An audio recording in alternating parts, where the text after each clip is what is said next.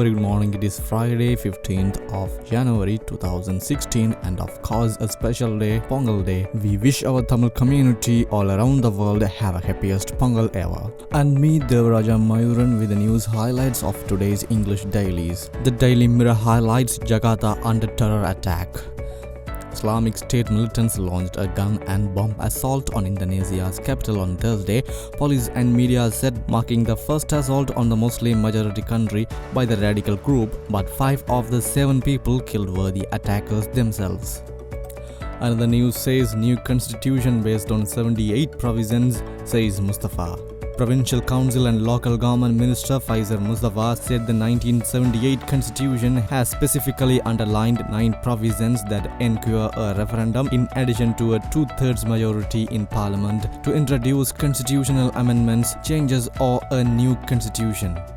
Another news says Gotha at Presidential Commission again. Former Defence Secretary Gotabaya Rajapaksa and several Navy officials appeared before the Presidential Commission yesterday to make statements over the Ragna Arakshaka Lanka controversy.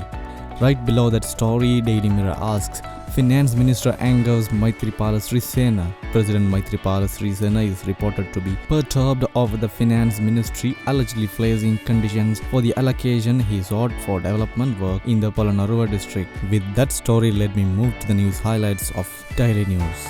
Flouting wildlife laws, magistrate, 2 prominent monks facing imminent arrest. The Criminal Investigation Department is to arrest a magistrate and 2 prominent Buddhist monks for flouting wildlife conservation laws and for being in possession of elephants illegally. The 2 Buddhist monks who have been identified as key suspects in investigations are widely known among political circles. A news below that says 22 students hospitalized due to food poisoning. Around 22 students at the Baduraliya Maliyadeva Primary School were hospitalized yesterday due to food poisoning, police said. A group of grade 5 students started vomiting and some had even fainted after eating a meal at the school. The students were admitted to the Baduraliya hospital with symptoms similar to that of food poisoning, hospital sources said. The students were not in any serious conditions. The police and health authorities have launched an investigation. Another news says where praises government's reconciliation development programs. British Minister of State for the Foreign and Commonwealth Office, Hugo Swire, on his 3rd official visit to Sri Lanka praised the progress made by the government of Sri Lanka in terms of reconciliation and economic development. Another news says Grithala Army Camp not taken over, says Army spokesman. The Grithala Army Camp has not been taken over, Army spokesman Brigadier Jayanta Javira said. He said that the camp has not been taken over but 2 cupboards containing documents pertaining to an investigation have been sealed.